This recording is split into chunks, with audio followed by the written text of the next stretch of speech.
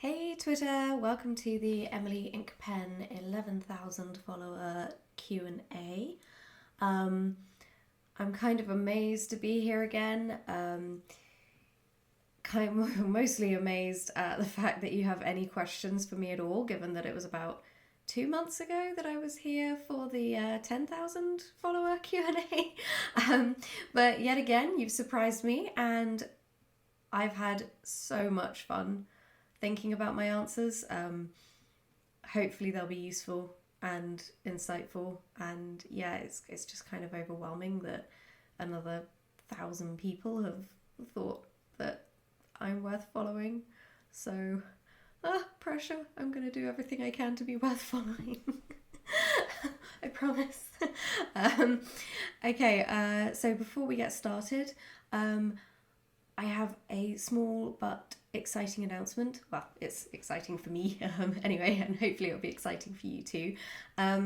So in a lot of the answers that I'll be giving today, I'll inevitably end up talking about the Dex Legacy, which is my series, and I finished the last book of the trilogy about a week ago.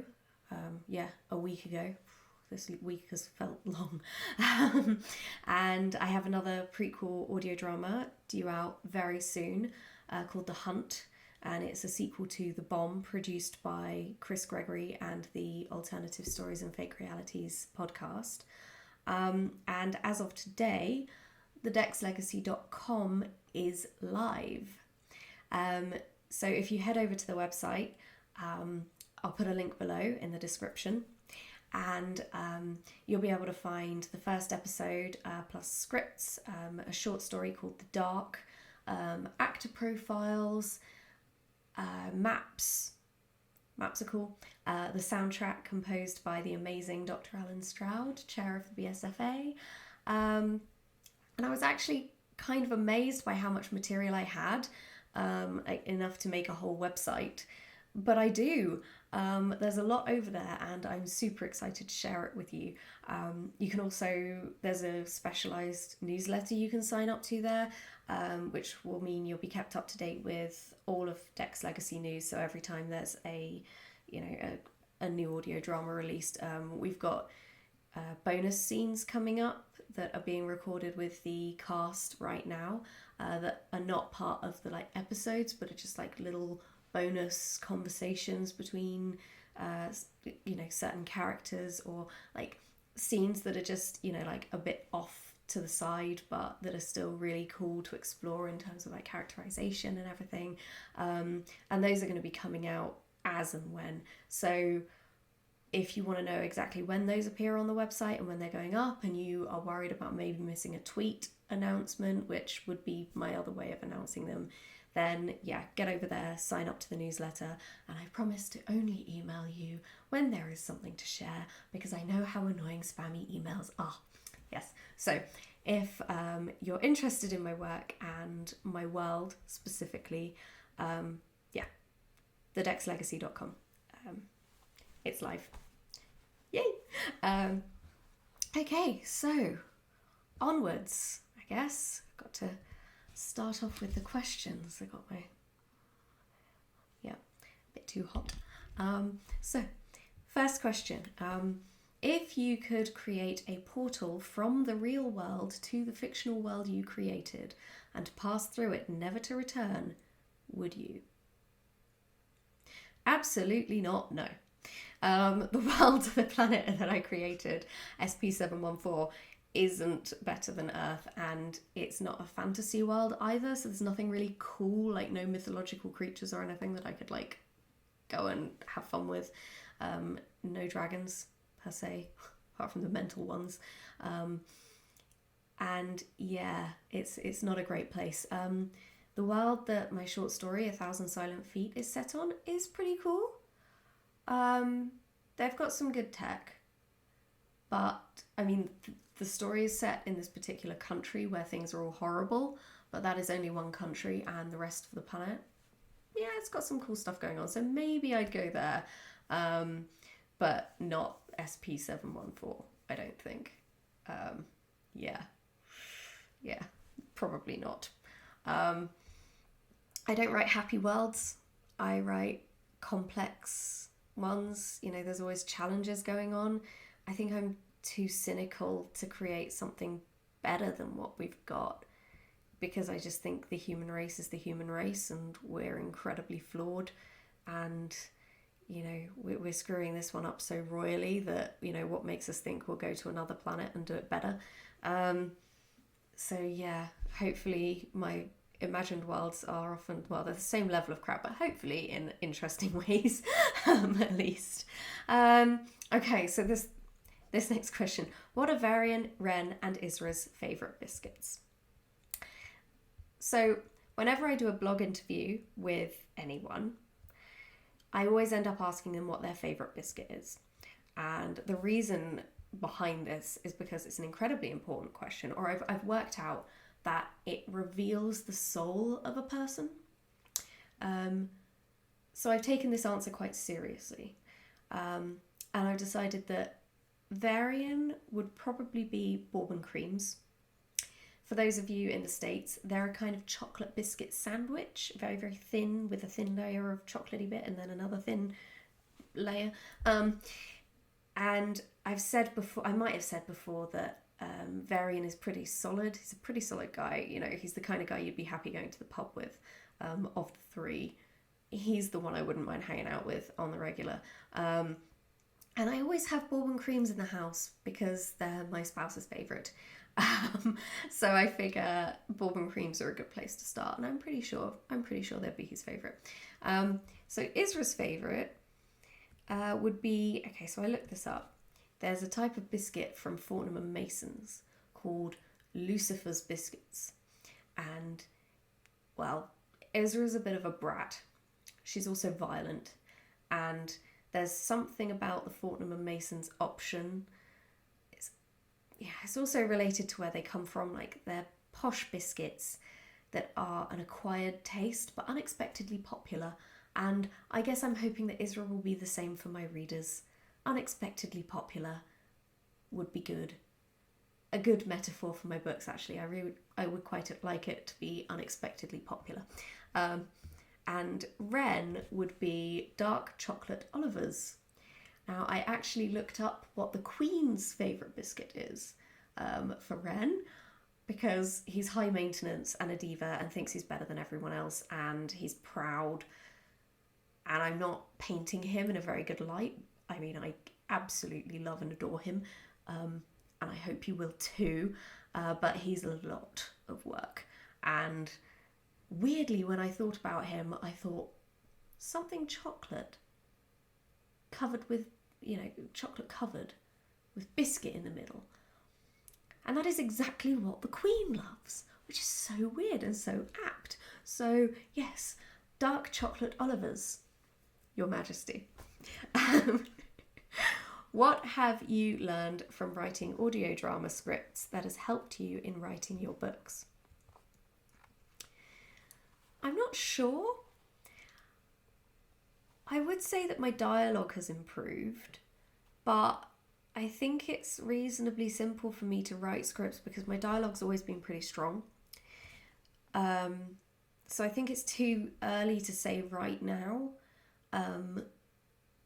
I'm sort of putting together an overarching framework at the moment to a series for the audio drama, or I'm trying to, and that's a challenge because when you're writing one book or a short story, is fine, you've just got an ongoing narrative. But when you're trying to split it into episodes, it's a bit more difficult. I mean, I could make it episodic, so like you don't have to watch, or you don't have to listen to everyone. You can just listen to them individually and understand where it's going. But that's not really my style. My style of storytelling is long, overarching, complicated narratives, and there is a story to tell here. So yeah, I guess I'm at the stage where audio drama is presenting its own challenges, and I'm working my way through those. And I guess that's one of the reasons why I put together the dexlegacy.com, because I was thinking about it and I was thinking, well, when the sequel comes out, it's a sequel, people might not have heard episode 1. And so when this comes out, people are going to be like, oh, where's episode 1? And then I'll send them to episode 1, and then they might want to watch, like, listen to the sequel, but then finding the sequel is going to be, you know, like, it's not going to be in the same place. There's going to be a lot of backwards and forwards, and that's just not good user experience. So I think I sort of thought to myself, if I could just have one place where all of these things are, so where all of the episodes are just in order, and then you can just go there and be like, okay, episode 1, episode 2, there's a prequel short story, so if you want, you can read the short story first and do it all in order. I might actually do a video of me reading the whole short story as well, so that you can stick it on in the background if you wanted to have the full audio experience. Yeah, I might do that at some point. But yeah, audio drama is challenging. Dialogue's always been pretty strong. Not sure if that's answered the question. Bit of a ramble there. Okay, next question. Without giving spoilers, what moment in writing your trilogy are you most proud of? Okay, so this is a hard question to answer. I'm sure anyone listening to that question who's a writer is going to be like, what? I think...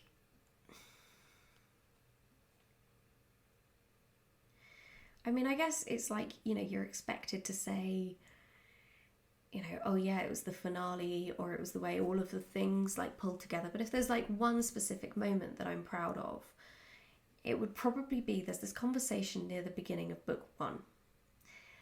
And I wrote this conversation in, I think it was 2 or 3 train journeys, because I used to write on the train on my way to work, and it was like a 20-minute journey each way. And so the process of writing this conversation was really broken up. So I think it took me 2 or 3 journeys to write it. And despite this, it flows really well. And it was in at first draft stage, and it's still there now, and it's pretty much exactly how I wrote it in the first place. And it's a complicated conversation because it's between Ren and this other politician who we know a little bit about. And we know a little bit about Ren at this stage, but this is the first time we meet this other person. We like, Erla Aravan is her name. She's in pretty early, so that's not a spoiler. And she's the president of South Jakra. And she and Ren know each other reasonably well on a political level at this point. And because of this, in this conversation, there's a lot of familiarity to communicate, plus political tension, plus history. And the conversation itself, it goes through various phases like natural conversations do. Like, you've got a point to get to and you're trying to get to a place in a conversation, but the conversation itself can meander a bit, especially when you're talking to someone who has their own agendas or who's used to playing games. And so this conversation, it manages to give a lot of context, and it sort of starts out in current affairs, and then it switches to historic stuff, and then it's deflected off into the personal, and then eventually Ren brings it back to the situation at hand. But in the meantime, in this quite tight segment of dialogue, it just works really hard. And every time I read it, I'm kind of like, you know, that is just a class scene, and I'm really proud of it. And the fact that I wrote it in this disjointed way, getting on and off trains and then coming back to it, and then, you know, adding to it and everything, I'm quite impressed that it came out the way it did, and the fact that it does so much, you know, like that really took me by surprise. So yeah,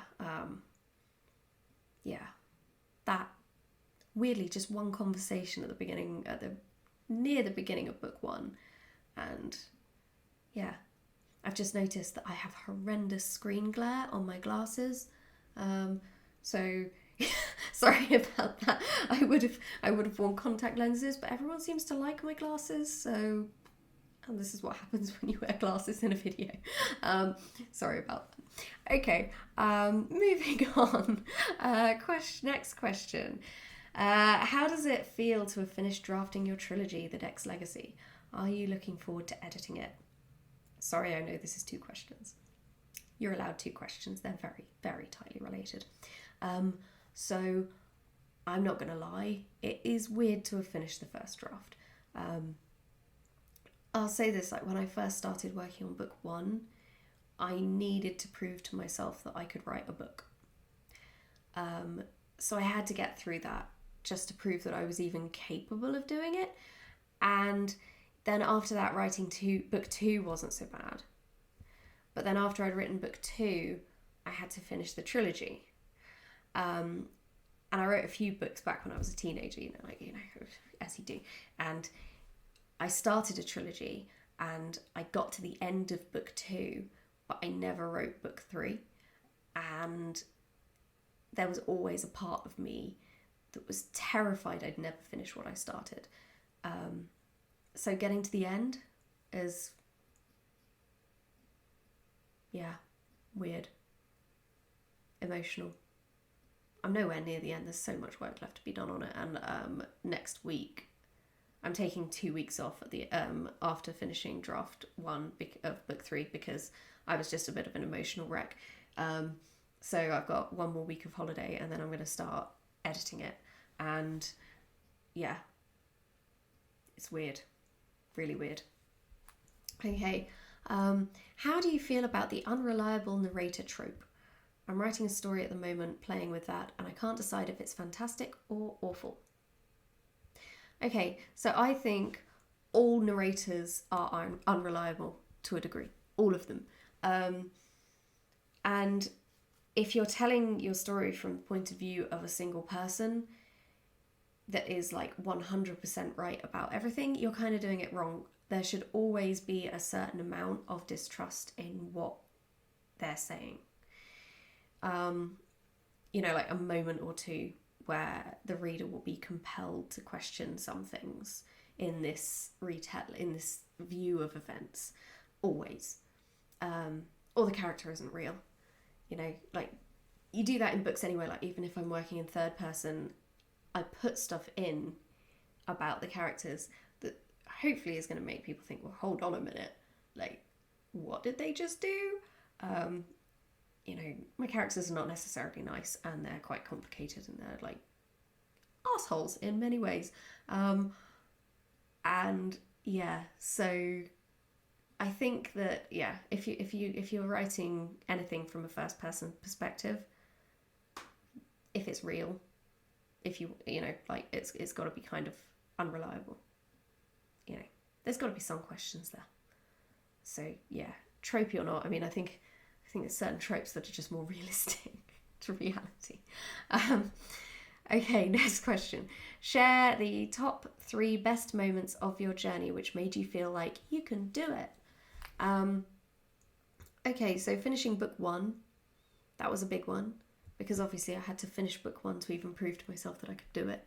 And then I got feedback from an agent. I started querying, and I think it was the 2nd or 3rd agent that I queried.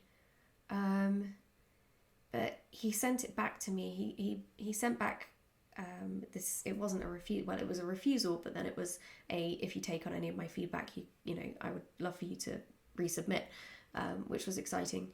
And I actioned all of his feedback, and it required a rewrite of the first half of book 1, which was about 70,000 words. So we're not talking about a small section of book 1. Like a lot of it was a rearrangement. It was like bringing certain chapters up. I had to write a whole bunch of stuff. That was something that was quite interesting about his feedback, because he said, like, I started out thinking, boom, boom, boom. I want everything to I want all of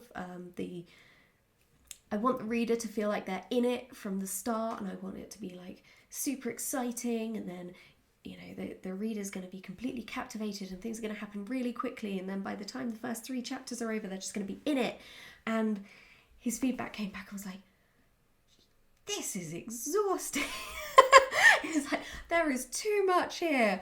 He said, basically he was like, whoa, by the end of the first chapter at the moment, you've gone from existing in this place to existing in that place, and there's a hell of a lot that's gone on there, and I want to know more about this place before we move on to that place, which I found really interesting. And I was like, oh, okay, because I thought, okay, if I start off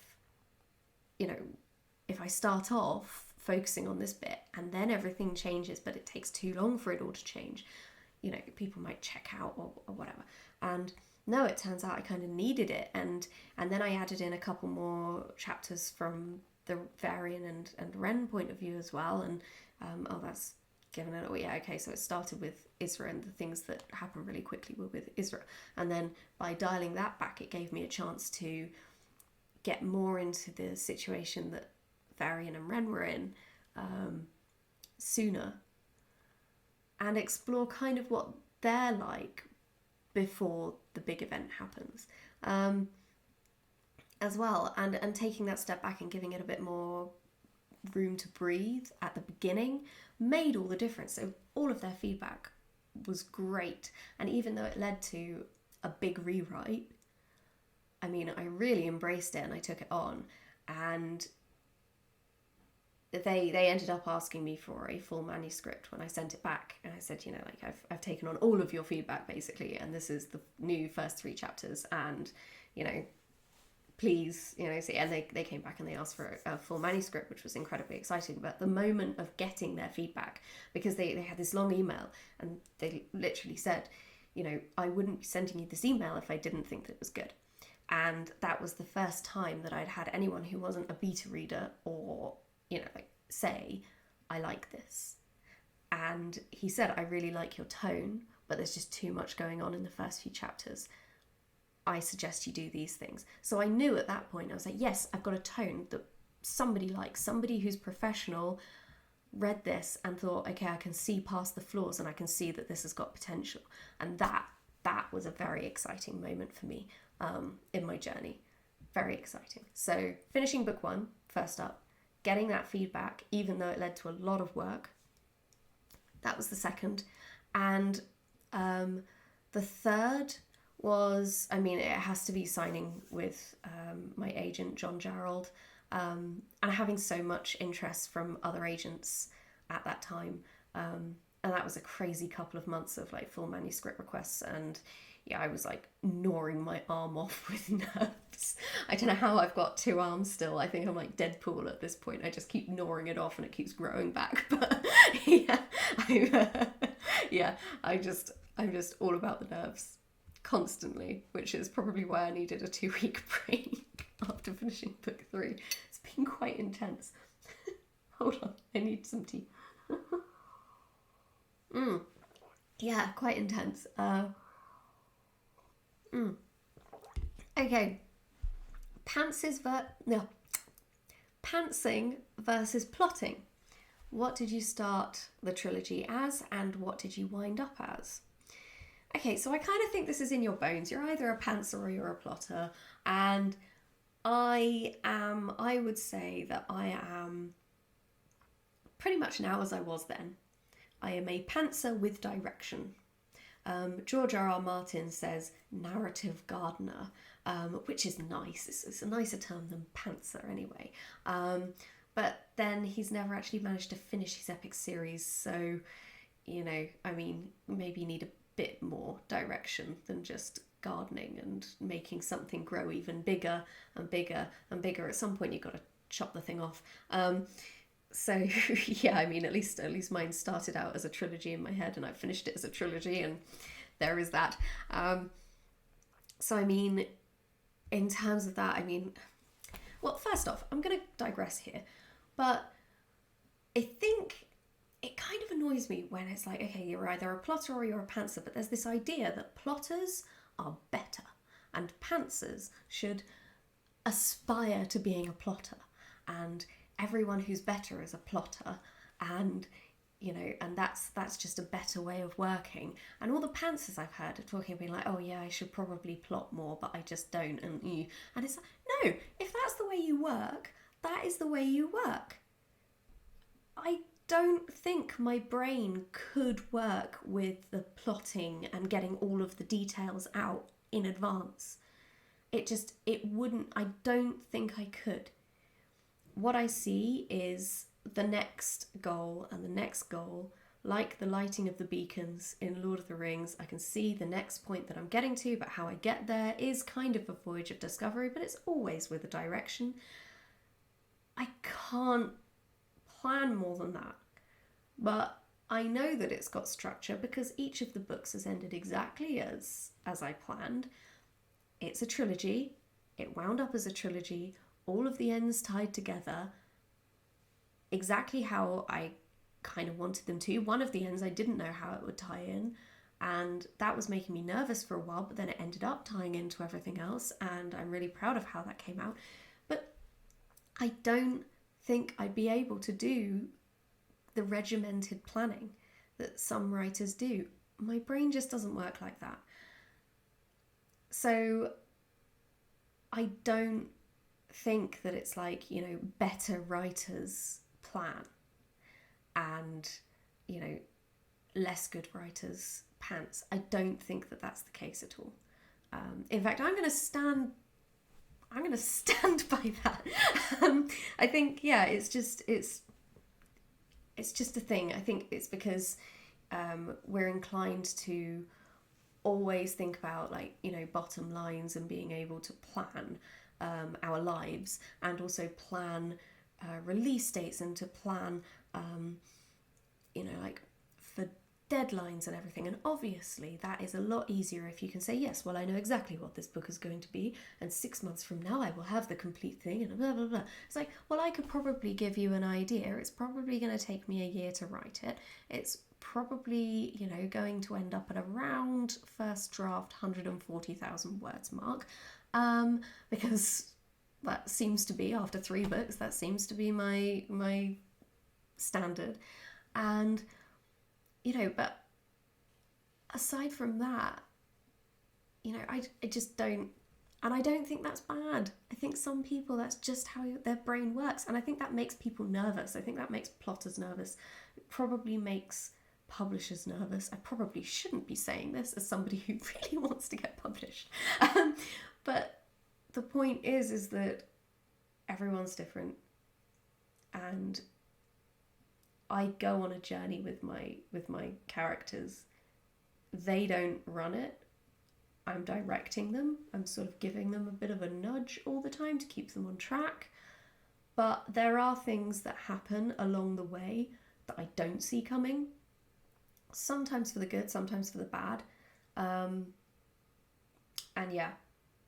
If I say that when I wrote book 1, the whole thing I wrote out in just one long document. This was my first book, so I wrote it out in one long document, and I started out with this event happens, then this event happens, then this event happens, and then I'd pause to flesh out a scene if I knew how that scene would go, and then I just carry on, this happens, flesh out a scene, flesh out a conversation, you know, this happens, and then I got to the end, and I had about, I think it was a 12,000 word outline plus, you know, fleshed out scenes. And then I just went back to the beginning and went through and just kept fleshing it out until it was a full length, until I'd basically done.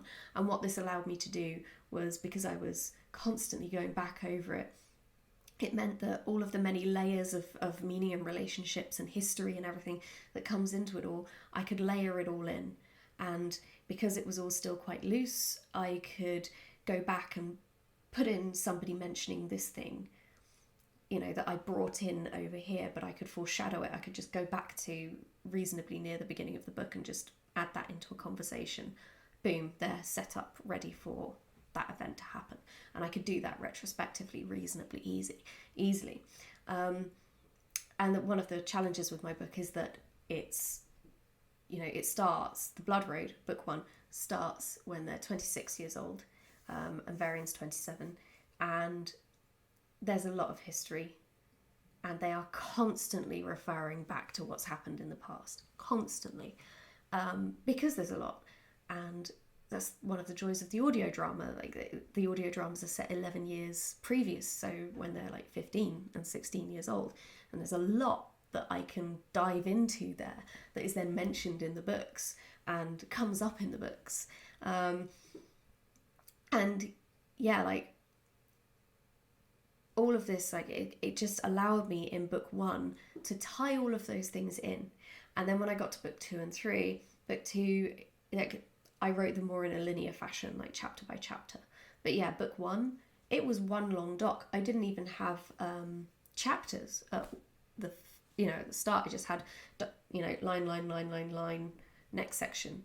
And when I first started out, I didn't even know I'd have 3 main voices, the voices of Varian, Isra, and Ren. When I first started out, I thought it was all going to be from Isra's point of view. And then I couldn't do that because it would be deadly boring. So I brought in Varian and Ren, and all of that was like a very loose process. And I guess I was finding my way. And then I moved, and then I got that foundation down, and then I moved on to book 2 and 3. So yeah, I mean, I guess I started out like that, and I'm actually really pleased I did. I wasn't a member of the writing community at that point. I didn't start with the writing community until I got a first draft of book 1 down. And I'm really pleased I didn't have that, because I was just on my own, finding my own way. I didn't even know what a pantser was at that point. I didn't know any of the buzzwords. So I was just finding my way, completely without pressure from anyone, apart from my brain, which was in a state, I'm going to admit, I think it was some kind of manic episode. I wrote the whole thing in 3 months while working full time. But the less said about that, the better. And yeah, but I think I'm still the same writer now that I was then. It's just maybe the process of writing book 1 had to be slightly different to the process of writing books 2 and 3.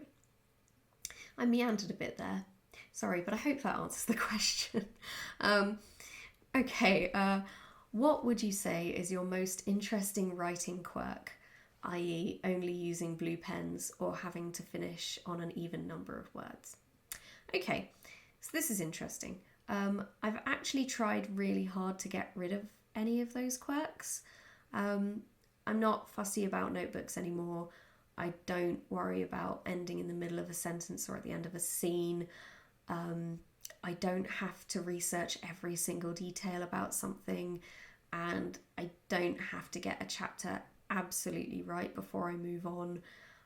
I feel like most quirks are there to hold you back. So yeah, I try not to entertain them, because I mean, if you only use blue pens to write with, then what do you do when there are no blue pens? I mean, you still got ideas, you still got to write things down, right? You've just got to grab a pen and get whatever that is out of your head.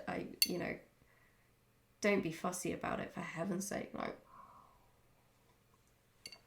if you find yourself holding yourself back because you have to do something for an arbitrary reason, and I'm the worst person to preach on this because I set myself arbitrary deadlines all the time. Arbitrary deadlines are slightly different. Arbitrary colour of pen, not quite in the same level. Chill out about that stuff. You're going to set yourself enough arbitrary rules and guidelines to live by without having to always write in blue ink. Yeah. So, why do the English call dessert pudding? Okay, this is a tricky one. So puddings are a very specific kind of thing. They're made in a basin, and they tend to be pretty heavy and sticky in consistency. Desserts are a bit different. They're more pastry and more French. Maybe it's got something to do with Britishness. Okay, so like pudding is British, but dessert is French, literally, dessert. So maybe that's it. Maybe us Brits just say it's the pudding course, not the dessert course. Maybe. Le fromage. Oui, oui, oui. Yeah, like. We're not French, basically, maybe. Okay, what were the most challenging aspects of wrapping up your trilogy? Okay, so this is, getting there wasn't that hard. Tying up the loose ends wasn't even that hard. Like, things seemed to come together. You know, even the thing that I thought was going to be, like, I was worried about, and then it all came together. It was actually, I really liked how that storyline resolved itself, because the last thing you want to do is have all this, you know, storyline going on with a character, and then at the end, what it comes to is something really meh, and you're like, oh well, that was a waste of time. No. This storyline that I was weaving all the way from the beginning of the trilogy actually came in, and it was really vital at the end, and I was really happy with how that turned out. So yeah, that was really nice. I think the hardest thing was actually the act of ending it. And I can't say much more about that because spoilers. But yeah, 15 years with these characters, 4 years writing the trilogy so far. And they're all grown up. And I don't know what happens next. I mean, I sort of, obviously you have thoughts and ideas of where this is going or what's going to happen next, but I don't. I've not, like, in my head, I don't know what happens next. And I feel like there is definitely things that happen next, because it doesn't end at the end. You know, no stories do.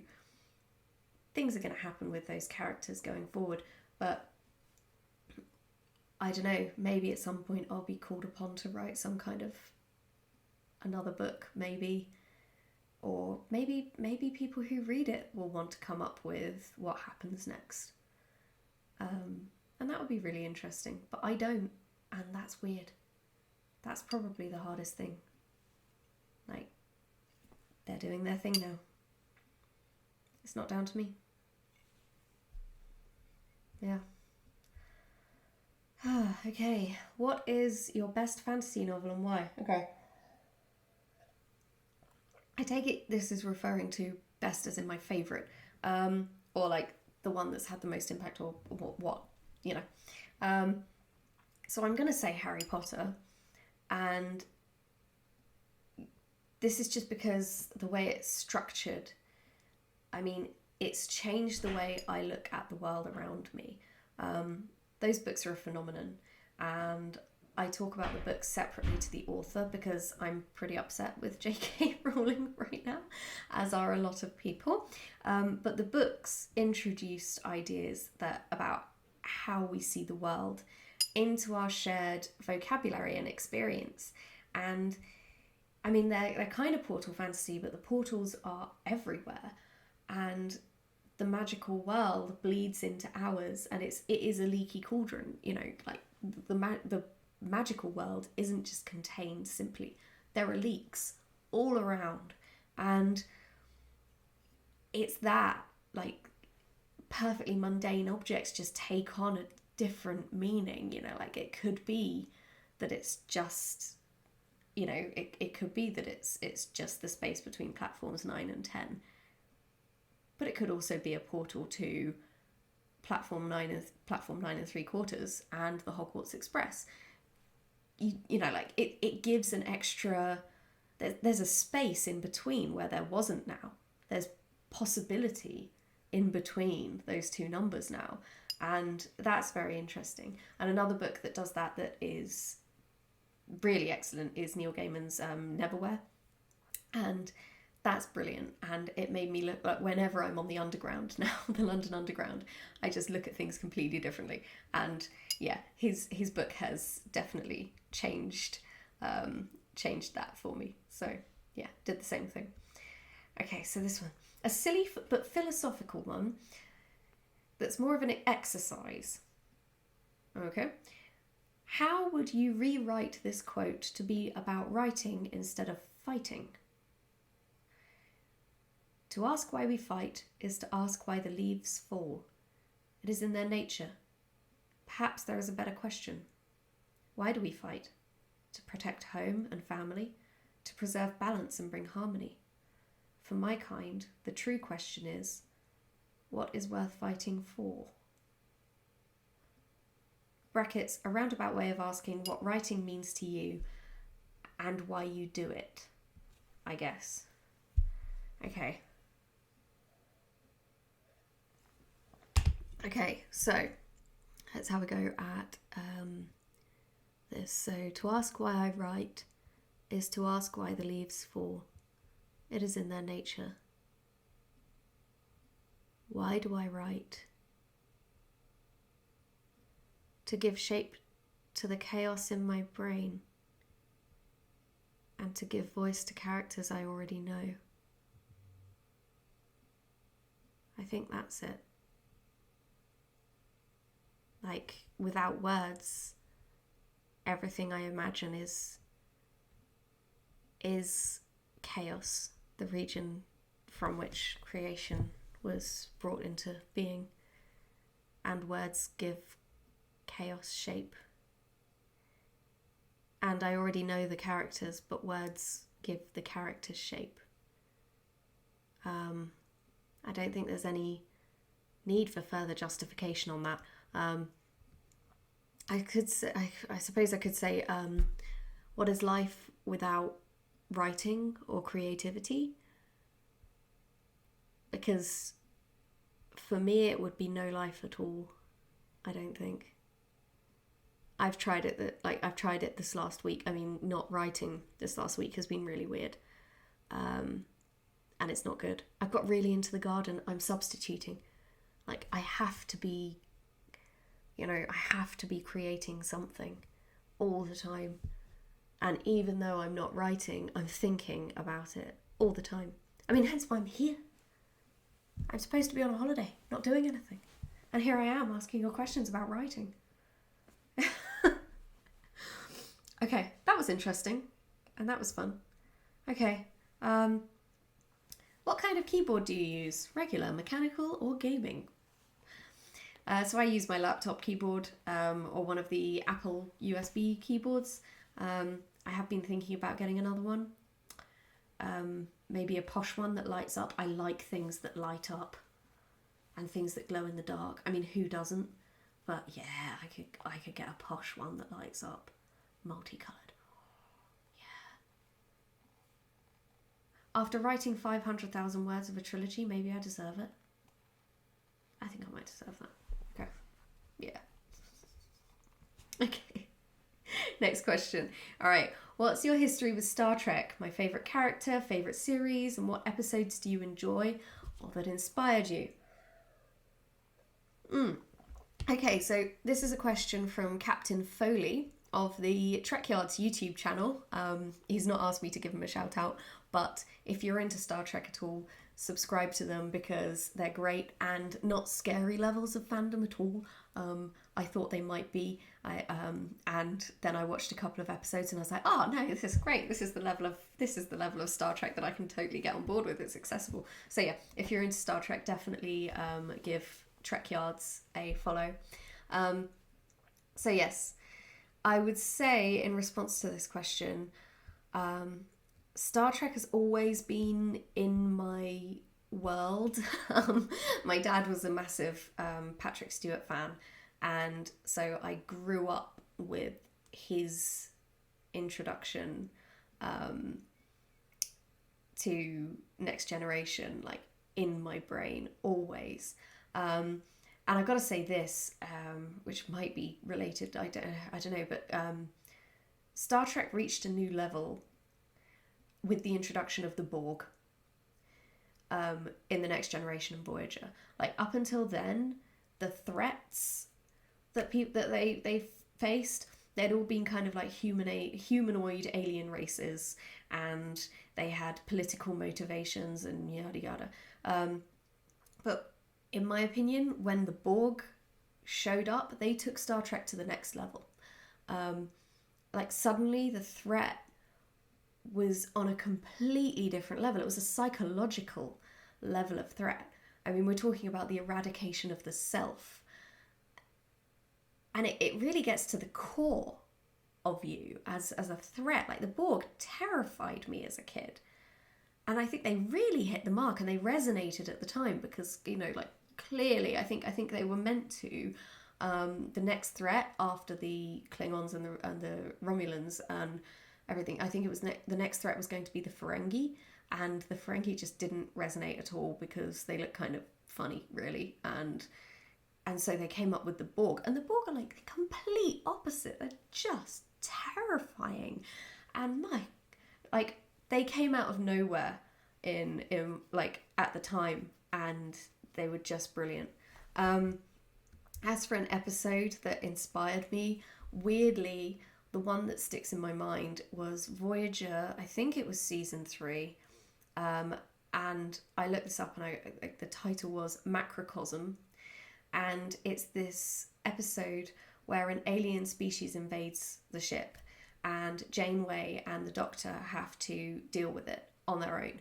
And it's just got a great pared back vibe, and it shows it shows a different side to Janeway that we haven't seen before.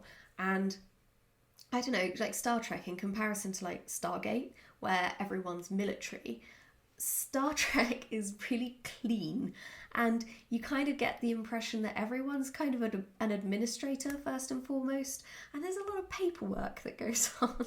You know, like Star Trek's just got that kind of vibe about it. It's not like khaki wearing, machine gun using soldiers. It's, you know, everything's just very clean. So yeah, seeing Janeway in her vest top with a massive gun, it was a good change of pace for me, and I think it was so different when it came out that it just caught my imagination. And it was different enough at the time, maybe with representations of women and stuff that were going on. I think it was just different, and here she was, a captain. The ship is completely at the mercy of this alien species, and she on her own has to deal with it and is perfectly capable of dealing with it. And for some reason that just resonated. I mean, you know, obviously now I think about it, probably some very good reasons that resonated with me. But yeah, like that one, I can picture it really clearly. So it had an effect. Who is the most famous or noteworthy person to like one of your tweets? I don't know. I haven't had many famous people like my tweets, to be honest, apart from Gareth Powell and Adrian Tchaikovsky and Tade Thompson, who are all pretty famous. But yeah, apart from those guys, I mentioned Within Temptation, the band, a few weeks back, and they liked my tweet. And obviously I took a screenshot of it because I'm that cool. Yeah, honestly, if someone really famous liked my tweet, I would be shouting about it and sharing a screenshot and going nuts. I have no shame. Okay. Do you use stuff that happens in everyday life as inspiration for your writing? Yes. Yes. I mean, all things, all people, all of it feeds into my characters, my settings, and my narratives. And you can't really separate the component parts. Example, one thing that I might have mentioned this before, but if there's a key relationship in my story between Isra and Ren, and what I really wanted to do in this relationship was, it had to feel real, and I wanted the reader to get the idea that if they were removed from the horrible situation they find themselves in, and they were just placed in an everyday life setting, you can imagine them arguing about who's going to do the washing up. You know, like they've got to just feel real, even though they're in this extraordinary situation. And I have this working theory that in every relationship there's like a person who throws laundry at the basket, and there's the person who picks the laundry up and puts it in the basket. For Isra and Ren, Ren has a lot of great traits, but he's a total slob, and Isra is not. And little details, like it's just grounding. It adds a different layer to things. So little details like Isra walking into her bathroom, but we know that Ren's been there and tripping over a pair of his trousers that he left in the middle of the floor. You know, it's one of those things that the people out there, the real people out there, who are the people who pick stuff up and put it in the laundry basket, that will make them go, ah! You know, like they will know how frustrating that is. And hopefully for people who throw stuff at the laundry basket, they will recognise a bit of themselves in it, or they won't recognise anything at all, because I don't think they're really that aware of the world around them in their immediate vicinity anyway. So who knows? But you know, like suddenly it's not something as simple as Varian go into my office and get X from the drawer.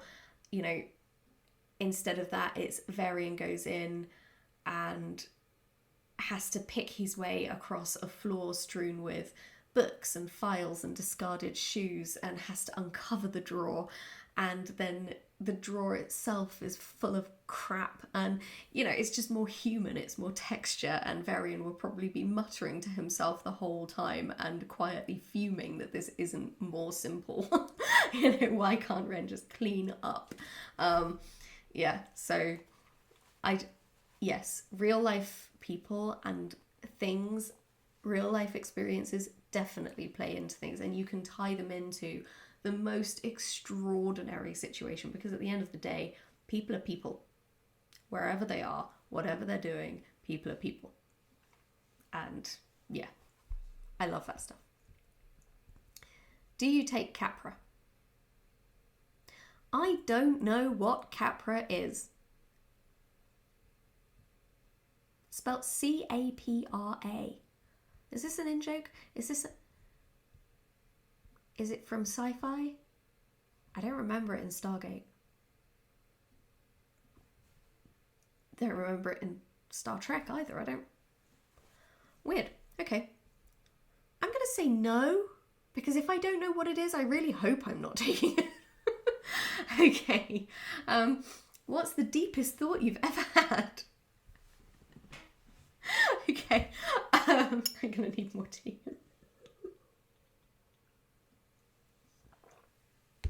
No idea. I think the deepest thoughts anyone can have are like self-realization and self-recognition. They're the thoughts that can can change the tracks of your life, or change the way you see the world and your place in it. You know, like it's the whole know thyself thing. Then we have this, like, I don't know, the nature of our brains themselves.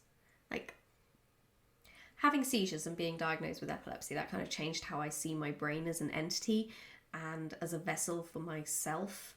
And I think we take thoughts for granted, full stop. We don't really think enough about what enables the thoughts in the first place. And my brain has undergone some serious rewiring in the past, and not having access to information I once had, but knowing it was there. Like, when I had 2 big temporal lobe seizures in one day, and like that whole section of my brain was just fried. And it's weird because you know that there's information in your brain. The information hasn't necessarily gone, but the neural connections that would fire and connect so you can get to that information, they're gone, or like they're fried. And your brain has to remake those connections. And it's all part of the healing process. But until it's done that, sometimes you know that there's information in there, but it's like you're hitting a brick wall inside your own mind. And you can tell that it's on the other side of this wall, but you yourself cannot get past it. And it's so weird and really distressing, actually. Like, there was one day I used to be able to hear soundtracks and just say, okay, soundtrack composed by this composer and appeared in this movie, and they composed the first movie, and then these people took over, and I had all of this information about music and stuff, like all just recall immediately. And after my 2 seizures, I remember I was sat in the living room, and a piece of music came on, and I said to my spouse, I said, "Oh, this is really pretty, and I recognise it. What is it?" And they looked at me and they were like, "Come on, Emily, you know this." And I was like, and I was trying, and I knew it was in there, and I was trying so hard, and I couldn't get past that. And I was listening and I was like, I just need to get, like, can I just get past? And I ended up saying, I can't. Can you just tell me what it is? And they said, it's Rey's theme from The Force Awakens. And I just cried because as soon as they said it, neural connection made. I knew it. I was across the wall. I knew that bit. I knew it now. And I had always known it, but I hadn't been able to get there. And it was so weird and also so distressing as well, realising, like, knowing and trying so hard and not being able to get to it. Incredibly frustrating. And, you know, something that had been so easy just a few weeks before and was now not easy at all. And yeah, that was humbling. So yeah, I don't know what my deepest thought has been ever. Probably about myself and self-recognition. But I don't know. Ask me again when I'm half a bottle of wine down and I might be able to tell you I have more confidence in that. Okay. Is there a particular piece of your writing, be it an article or a story, etc., that you are most proud of? One thing that makes you go, I did that. Okay, so this is tricky. I mean, I guess, okay, yeah. The Bomb, episode 1 of the audio drama, there's patches of dialogue in there that work really well. The conversation at the end between Osa, Devik and Tristan, where they're talking about the problematic nature of what just happened in the episode, that conversation is really great, and it basically encapsulates everything, like a lot of the themes, and it delves into the characters in quite an elegant way, I think. And yeah, I really like that. But then there's also my epic poem, where seeds will never grow. That's the title, and it was such a crazy project to undertake, and it's in iambic pentameter, blank verse. And I look at that and I think, yeah, I wrote that. I'm still not sure if I should have, but I did, and that exists now. There are moments in like 1,000 Silent Feet, and I've got a new story that I'm yet to submit. But yeah, there are moments in that universe that are just pretty visceral, and I love reading them back because they make me shudder. So yeah, I guess more than one thing, but picking one thing would be tough. I'm learning all the time, and writing all the time. The Golden Dragon, which is coming to you all soon, I hope. That one's good. That's a lot of fun. I'm quite proud of that one, especially as I wrote it on the Tuesday and submitted it on the Friday. But I think it's probably one of my better efforts. So yeah, that one. Hopefully I'll get to share it with you soon, and hopefully you'll agree. All right. How do you approach the second draft? Hang on a second. We're on our last question. Okay. How do you approach the second draft? I've recently completed my first draft of a novel, and the task ahead is quite daunting. Okay, so generally, and what I'm going to be doing next with book 3 is starting at the beginning and just going through and editing and shaping up and completing chapters that I left incomplete because I just couldn't, I just was like, okay, yeah, this happens, move on, because I just couldn't do it at the time. So filling in the bullet points I left behind, I'm going to do a complete pass like that. And then that will give me a relatively quick overview of the book. And then what I do is I take a step back and I list the chapters I've got, and I give them all a reference title so I can get an idea of what's in each one. So I don't know about whether my chapters are actually going to have titles or if they're just going to be the name of the person, like Game of Thrones style. But either way, when I'm doing this, I give them like a reference title, so I know I instantly have a trigger. I go, oh yeah, that's what happens in that chapter. And so I have this list, and then I also split them out per character. So because I have 3 voices, I split out the Varian chapters, Isra chapters, Ren chapters. And I kind of make sure that each of them, like, because I have these narrative voices, each character has like a complete story arc per book. So I put their chapters side by side and see if they do in fact have this. And I have a okay, and then I heat map my book, and I have a blog for this. I'll put it in the description below, a link, and it's called Heat Mapping Your Book.